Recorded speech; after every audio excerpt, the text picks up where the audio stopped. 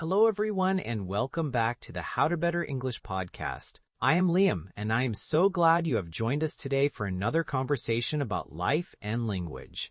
Hi, Liam, and hello to all our listeners out there. This is Emma, and I am really excited about today's topic because it is something that hits home for almost everyone. Before we get started, please make sure to subscribe to the podcast and tell us in the comments what you think about today's episode.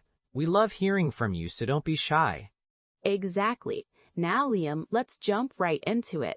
Today we are discussing a very interesting idea in personal growth and identity, which is the notion that the best thing about you is also the worst thing about you. It sounds like a bit of a riddle, doesn't it? It definitely does. It sounds like a paradox. But when you really stop to think about it, this concept explains so much of the friction we feel in our lives. The idea is that your greatest strength, the trait that makes you exceptional or unique, is often the exact same trait that causes your biggest headaches and life problems. We often try to separate these two things. We want to keep the good part of our personality and throw away the bad part. But what this topic suggests is that they are actually two sides of the same coin. You cannot have one without the other. That is such a powerful way to look at identity. It reminds me of the word double-edged sword.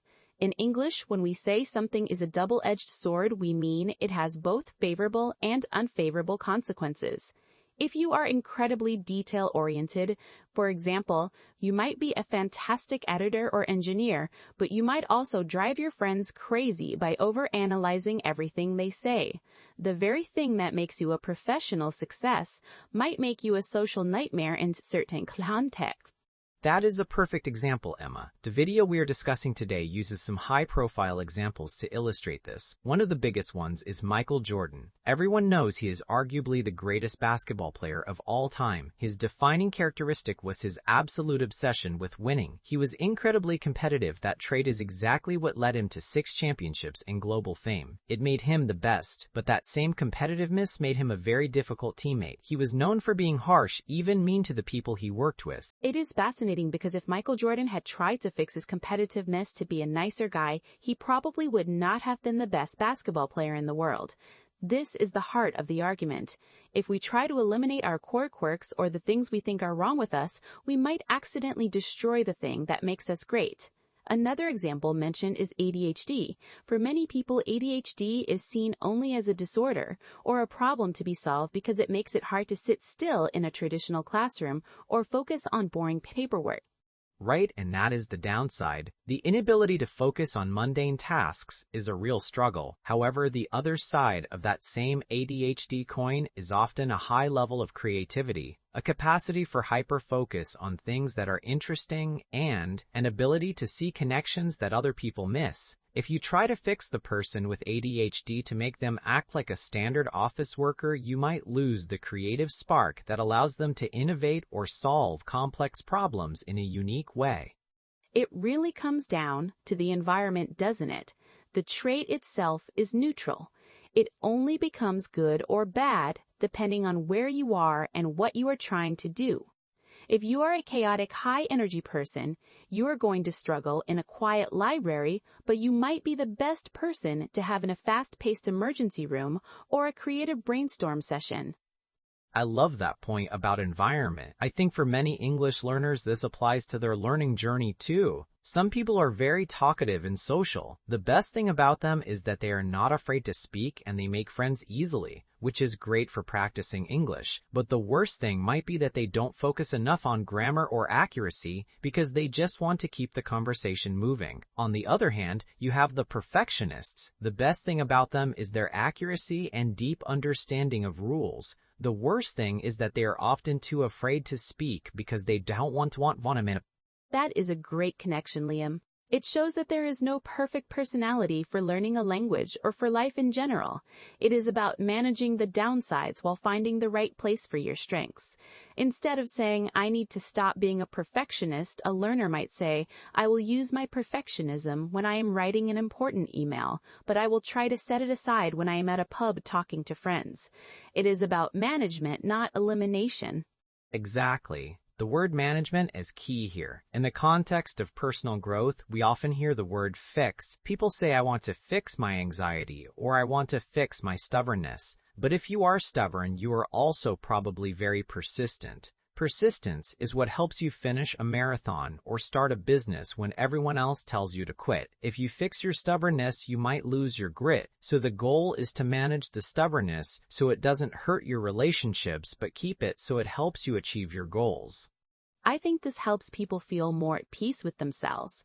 It is very exhausting to always feel like you are a project that needs to be repaired. If you accept that your biggest flaws are linked to your biggest strengths, you can stop hating those parts of yourself. You can start looking for environments where your specific type of chaos is actually an advantage.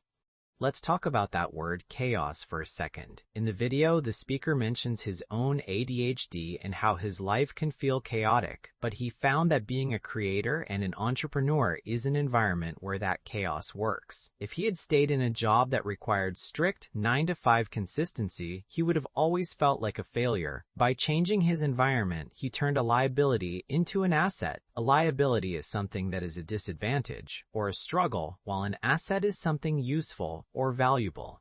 Those are two great vocabulary words for our listeners: liability and asset. Often we spend our whole lives trying to turn our liabilities into nothing. We just want them to go away.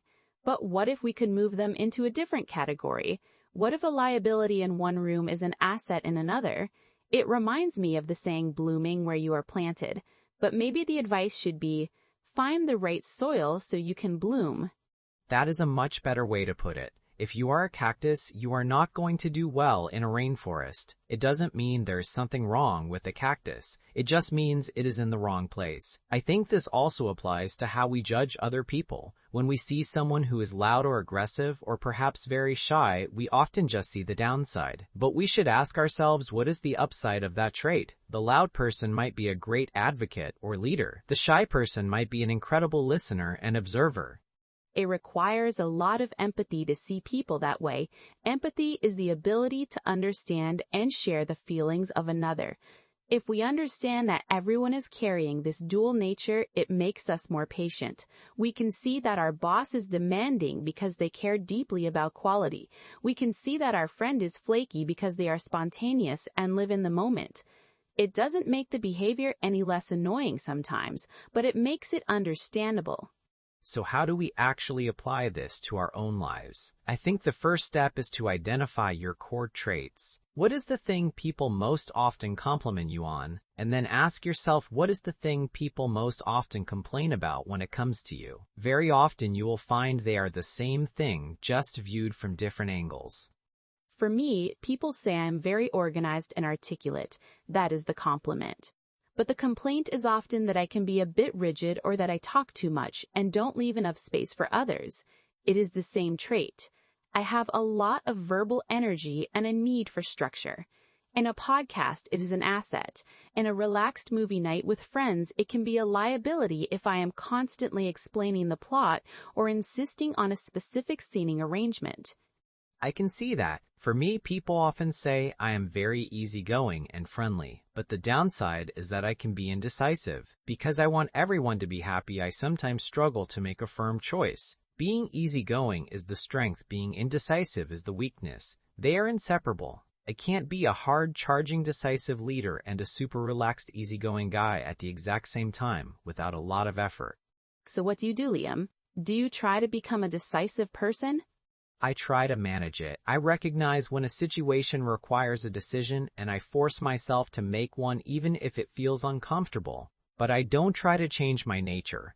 I know that my value comes from being someone who is easy to talk to and who creates a comfortable atmosphere. If I became a very strict and decisive person, I might lose that warmth that makes me a good host. That is the perfect way to look at it. It is about balance. It is also about realizing that you don't have to be everything to everyone. We live in a world that tells us we should be well-rounded. We should be good at everything. But the most successful and impactful people are usually not well-rounded. They are very lopsided. They're incredibly good at one or two things and pretty bad at others because their strengths are so extreme. Lopsided is a great word. It means one side is lower or smaller than the other, not balanced. And you are right. Michael Jordan was lopsided. Steve Jobs was lopsided. Many great artists are lopsided. Their brilliance comes from the fact that they have leaned so far into their strength that it has created a massive shadow on the other side. And that shadow is the worst thing about them. But without that shadow, you wouldn't have the light. I think for our listeners who are learning English, this is an invitation to be kind to yourselves. If you feel like you are struggling with a specific part of the language, maybe it is because your brain is wired to be great at a different part. Don't call yourself a bad student. Just recognize the shape of your own mind. Exactly. If you are great at vocabulary but struggle with grammar, maybe your mind is more focused on the big picture and the meaning of words rather than the structural mechanics. That is not a flaw to be fixed. It is a style to be managed. You can work on grammar, but don't let it make you feel like you are failing at the language. We have covered a lot today. Let's do a quick recap of the main ideas. First, we talked about the idea that our greatest strengths and our greatest weaknesses are often the same traits. We used the example of Michael Jordan's competitiveness. It made him a winner, but also a difficult person to be around. Second, we discussed how our environment plays a massive role. A trait that is a liability in one setting can be a huge asset in another. We used the example of ADHD and how a chaotic mind can thrive in creative or entrepreneurial roles but struggle in traditional offices. And third, we talked about the shift from fixing to managing. Instead of trying to eliminate our core quirks, we should learn to manage the downsides and place ourselves in situations where our strengths can shine. We also learned some great words like double-edged sword liability, asset, and lopsided. I think that is a great summary. Before we go, I just want to remind everyone that the goal of personal growth isn't to become a perfect person. It is to become a person who understands themselves well enough to use their unique traits for good. You are a package deal. You can't return the parts you don't like without losing the parts you love. That is a lovely thought, Liam. Thank you for this conversation. I feel a lot better about my own quirks now. Me too, Emma. Thank you all for listening to the How to Better English podcast. We hope you enjoyed this exploration of identity and growth. Don't forget to practice your English by talking about your own strengths and weaknesses in the comments. We will see you in the next episode. Goodbye, everyone. Bye-bye.